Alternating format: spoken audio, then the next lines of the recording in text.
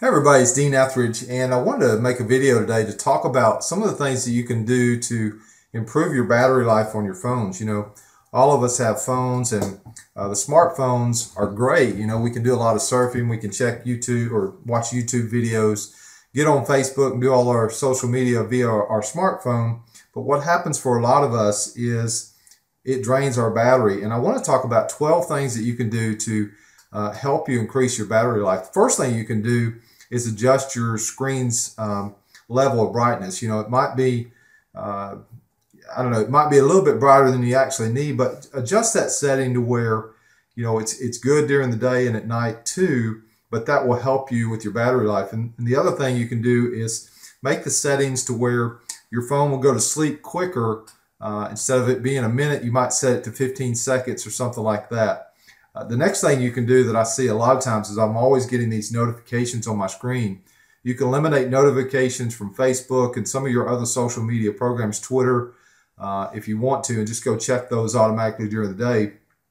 A big one that a lot of people do is turn off any antennas that you don't need, like GPS or Bluetooth or Wi-Fi, because those really drain your battery, and it's not necessary to have those on all the time.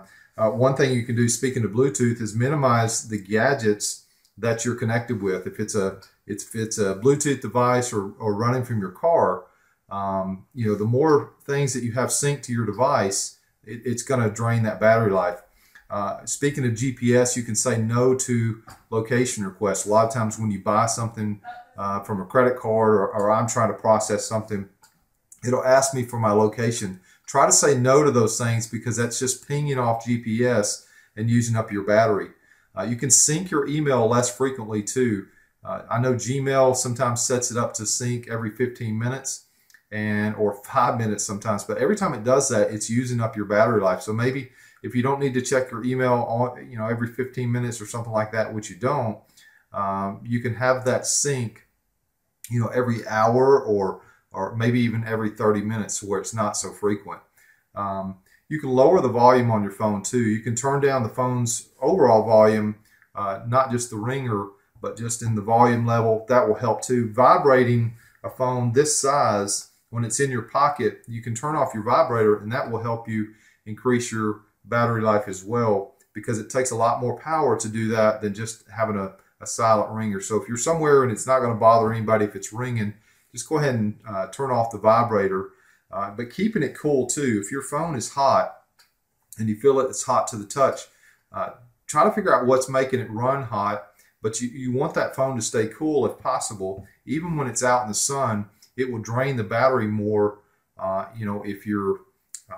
if it's running hot. So, but you can also turn it off completely. If you're going to church, or you're in the movies, or you're going into a meeting and you don't need to take any calls, go ahead and turn your phone off completely, and that will obviously save you a lot of battery life throughout the day. But one of the things that I want to talk about at the end here that you can do to get more juice out of your phone to make it work more effectively during the day is to get either a case. They make cases now that snap onto the back of Galaxy S4s, iPhones, Note 2s, but there's cases out there, and I'll put a link to those just down below this video, that you can plug those cases up to your phone.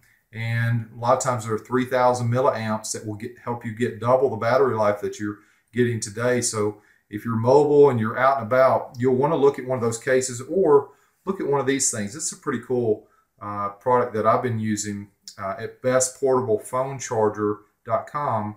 But this is just a portable device that I can plug in with a USB, and I can use this for an iPhone and just plug it into my phone. But what's cool about this one is you leave this stored in your car, and it's also got a built-in flashlight. So it's kind of handy. A lot of us carry flashlights in our car, but this device tells you how much battery life you have on it. It stays charged for a year.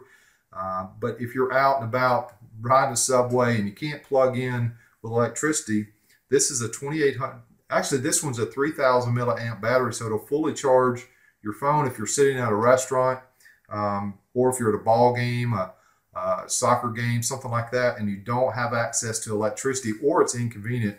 These are great to carry around with you. They're small enough to slip in your pocket. You can see they're very small in comparison to the phone. It looks like a tube of lipstick almost.